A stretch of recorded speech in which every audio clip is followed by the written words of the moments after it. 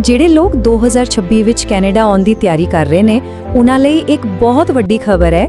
ਨਿਯਮ ਬਦਲ ਰਹੇ ਨੇ। ਹਾਂ, ਇਹ ਬਦਲਾਅ ਥੋੜੇ ਜਿਹੇ ਉਲਝਾਊ ਲੱਗ ਸਕਦੇ ਨੇ, ਪਰ ਫਿਕਰ ਕਰਨ ਦੀ ਕੋਈ ਲੋੜ ਨਹੀਂ। ਇਸ ਸੈਸ਼ਨ ਵਿੱਚ ਆਪਾਂ 3 ਸਭ ਤੋਂ ਵੱਡੇ ਅਪਡੇਟਸ ਬਾਰੇ ਗੱਲ ਕਰਾਂਗੇ, ਬਿਲਕੁਲ ਸੌਖੀ ਭਾਸ਼ਾ ਵਿੱਚ, ਤਾਂ ਕਿ ਹਰ ਕੋਈ ਆਪਣੀ ਅੱਗੇ ਦੀ ਪਲੈਨਿੰਗ ਸਹੀ ਢੰਗ ਨਾਲ ਕਰ ਸਕੇ। ਤਾਂ ਆਓ ਵੇਖੀਏ ਅੱਜ ਆਪਾਂ ਕੀ ਜਾਣਾਂਗੇ। ਸਭ ਤੋਂ ਪਹਿਲਾਂ 2026 ਦੇ ਇਮੀਗ੍ਰੇਸ਼ਨ ਬਦਲਾਅ ਤੇ ਇੱਕ ਨਜ਼ਰ ਮਾਰਾਂਗੇ।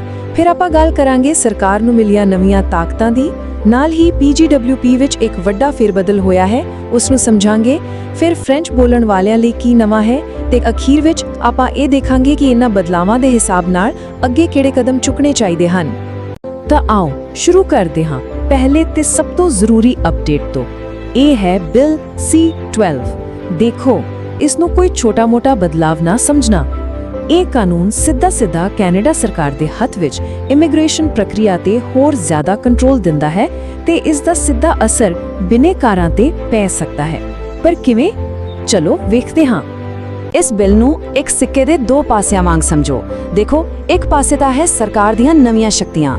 ਇਸ ਦਾ ਮਤਲਬ ਇਹ ਹੈ ਕਿ ਸਰਕਾਰ ਜਦੋਂ ਚਾਹੇ ਨਵੀਆਂ ਅਰਜ਼ੀਆਂ ਲੈਣੀਆਂ ਬੰਦ ਕਰ ਸਕਦੀ ਹੈ ਜਾਂ ਪੁਰਾਣੀਆਂ ਤੇ ਕੰਮ ਰੋਕ ਸਕਦੀ ਹੈ। ਪਰ ਦੂਜੇ ਪਾਸੇ ਕੁਝ ਸੁਰੱਖਿਆ ਨਿਯਮ ਵੀ ਨੇ। ਇਹ ਪੱਕਾ ਕਰਦੇ ਨੇ ਕਿ ਸਰਕਾਰ ਆਪਣੀ ਮਰਜ਼ੀ ਨਾਲ ਕੁਝ ਨਾ ਕਰੇ ਤੇ ਜੋ ਵੀ ਫੈਸਲਾ ਲਿਆ ਜਾਵੇ ਉਹ ਪਾਰਦਰਸ਼ੀ ਹੋਵੇ। ਤਾਂ ਇੱਕ ਤਰ੍ਹਾਂ ਦਾ ਚੈੱਕ ਐਂਡ ਬੈਲੈਂਸ ਸਿਸਟਮ ਬਣਾਇਆ ਗਿਆ ਹੈ। ਚਲੋ ਇਸ ਨੂੰ ਹੋਰ ਵੀ ਸੌਖਾ ਕਰਕੇ ਸਮਝਦੇ ਹਾਂ। ਸੋਚੋ ਕਿ ਸਰਕਾਰ ਦੇ ਹੱਥ 'ਚ ਇੱਕ ਪੌਜ਼ ਬਟਨ ਆ ਗਿਆ ਹੈ। ਜੇ ਕੋਈ ਗੜਬੜ ਲੱਗੇ ਤਾਂ ਉਹ ਇਸ ਬਟਨ ਨੂੰ ਦਬ ਸਕਦੇ ਨੇ, ਪਰ ਇੱਥੇ ਇੱਕ ਸ਼ਰਤ ਹੈ। ਉਹਨਾਂ ਨੂੰ ਇਹ ਦੱਸਣਾ ਪਵੇਗਾ ਕਿ ਉਹਨਾਂ ਨੇ ਬਟਨ ਕਿਉਂ ਦਬਾਇਆ। ਉਹ ਸਿਰਫ ਜਨਤਕ ਹਿੱਤ ਦਾ ਹਵਾਲਾ ਦੇ ਕੇ ਹੀ ਅਜਿਹਾ ਕਰ ਸਕਦੇ ਨੇ, ਤਾਂ ਕਿ ਇਹ ਯਕੀਨੀ ਬਣਾਇਆ ਜਾ ਸਕੇ ਕਿ ਇਹ ਫੈਸਲਾ ਸਹੀ ਹੈ ਤੇ ਸਾਰਿਆਂ ਦੇ ਭਲੇ ਲਈ ਹੈ। ਤਾਂ ਹੁਣ ਸਵਾਲ ਇਹ ਉੱਠਦਾ ਹੈ ਕਿ ਇਸ ਦਾ ਅਸਰ ਕਿੰਨਾ ਤੇ ਪਵੇਗਾ। ਜਵਾਬ ਹੈ ਲਗਭਗ ਹਰ ਕਿਸੇ ਤੇ, ਭਾਵੇਂ ਕੋਈ ਵਿਜ਼ਿਟਰ ਵੀਜ਼ਾ ਲਈ ਅਪਲਾਈ ਕਰ ਰਿਹਾ ਹੋਵੇ, ਸਟੱਡੀ ਪਰਮਿਟ ਲਈ, ਵਰਕ ਪਰਮਿਟ ਜਾਂ ਫਿਰ ਪੱਕੇ ਹੋਣ ਲਈ ਯਾਨੀ PR ਲਈ। ਇਹ ਨਵੇਂ ਨਿਯਮ ਸਭ ਦੀ ਅਰਜ਼ੀ ਤੇ ਅਸਰ ਪਾ ਸਕਦੇ ਨੇ, ਸੋ ਇਸ ਦਾ ਦਾਇਰਾ ਬਹੁਤ ਵੱਡਾ ਹੈ। ਪਰ ਇੱਥੇ ਇੱਕ ਗੱਲ ਸਮਝਣੀ ਬਹੁਤ ਜ਼ਰੂਰੀ ਹੈ।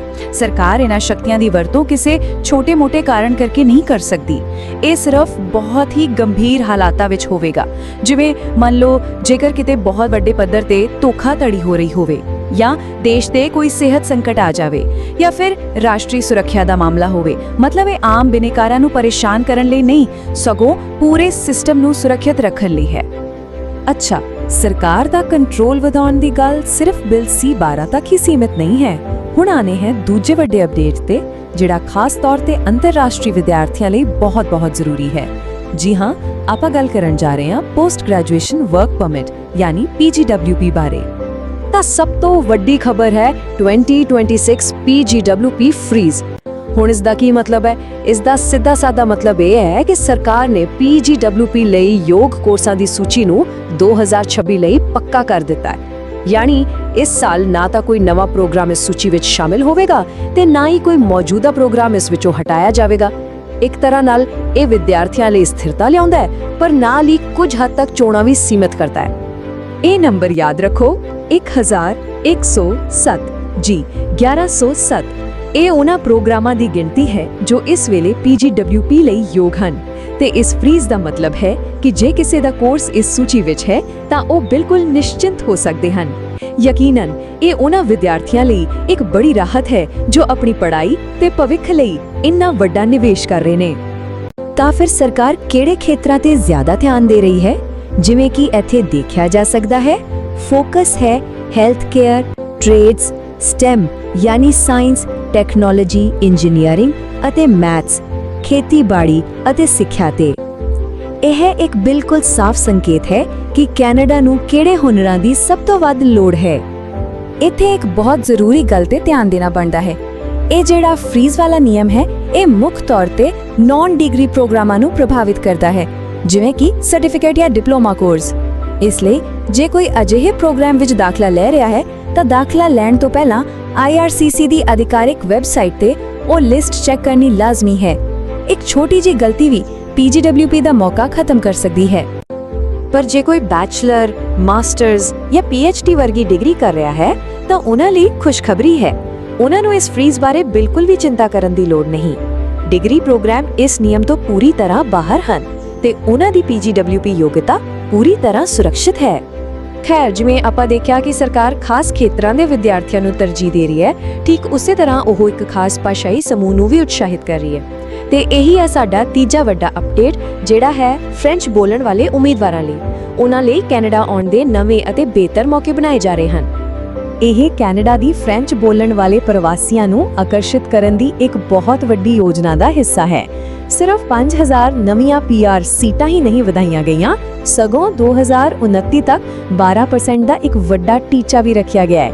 ਇਹ ਗੱਲ ਬਿਲਕੁਲ ਸਾਫ਼ ਕਰਦੀ ਹੈ ਕਿ ਫ੍ਰੈਂਕੋਫੋਨ ਇਮੀਗ੍ਰੇਸ਼ਨ ਹੁਣ ਸਰਕਾਰ ਦੀ ਇੱਕ ਮੁੱਖ ਤਰਜੀਹ ਹੈ। 5000 ਇਹ ਸਿਰਫ ਇੱਕ ਨੰਬਰ ਨਹੀਂ ਹੈ, ਇਹ 5000 ਨਵੇਂ ਮੌਕੇ ਹਨ ਜਿਹੜੇ ਖਾਸ ਤੌਰ ਤੇ ਫ੍ਰੈਂਚ ਬੋਲਣ ਵਾਲੇ ਉਮੀਦਵਾਰਾਂ ਲਈ ਰਾਖਵੇਂ ਰੱਖੇ ਗਏ ਨੇ। ਇਸ ਦਾ ਮੁੱਖ ਮਕਸਦ ਕਿਊਬਿਕ ਤੋਂ ਬਾਹਰ ਦੇ ਸੂਬਿਆਂ ਜਿਵੇਂ ਕਿ ਓਨਟਾਰੀਓ ਅਤੇ ਨਿਊ ਬ੍ਰੰਜ਼ਵਿਕ ਵਿੱਚ ਫ੍ਰੈਂਕੋਫੋਨ ਭਾਈਚਾਰਿਆਂ ਨੂੰ ਹੋਰ ਮਜ਼ਬੂਤ ਕਰਨਾ ਹੈ। ਤਾਂ ਇਸ ਦਾ ਅਮਲੀ ਮਤਲਬ ਕੀ ਹੈ?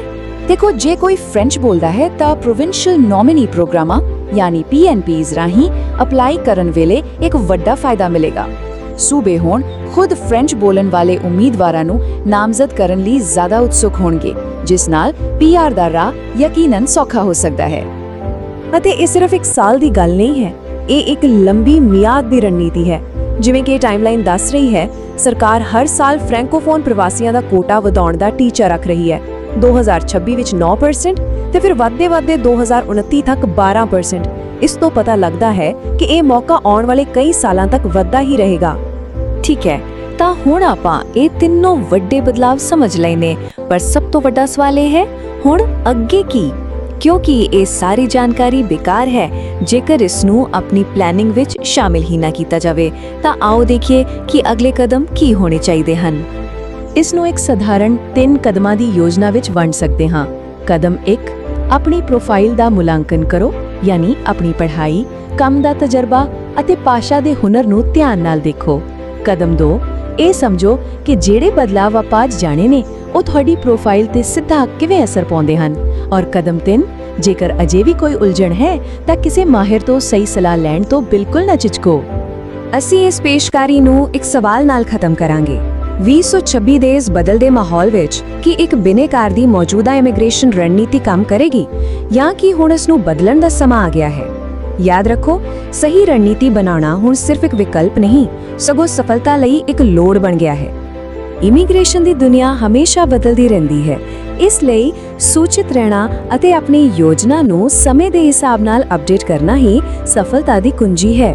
ਜੇਕਰ ਕਿਸੇ ਨੂੰ ਆਪਣੇ ਕੇਸ ਲਈ ਖਾਸ ਸਲਾਹ ਦੀ ਲੋੜ ਹੋਵੇ ਤਾਂ ਕੋਰਸ ਇਮੀਗ੍ਰੇਸ਼ਨ ਨਾਲ ਸੰਪਰਕ ਕੀਤਾ ਜਾ ਸਕਦਾ ਹੈ। ਉਮੀਦ ਹੈ ਇਸ ਜਾਣਕਾਰੀ ਨੇ 2026 ਦੇ ਬਦਲਾਵਾਂ ਨੂੰ ਸਮਝਣ ਵਿੱਚ ਮਦਦ ਕੀਤੀ ਹੋਵੇਗੀ। ਦੇਖਣ ਲਈ ਧੰਨਵਾਦ। Please like this video and subscribe this channel to get up-to-date information about Canadian immigration. If you need any help in applying for a Canadian visa and want to explore different options, send us email or contact us on the numbers provided in the description. Please feel free to send your question and schedule your online consultation with our experts. Once again, Chorus Immigration Services wish you all the best and really hope to see you in Canada soon.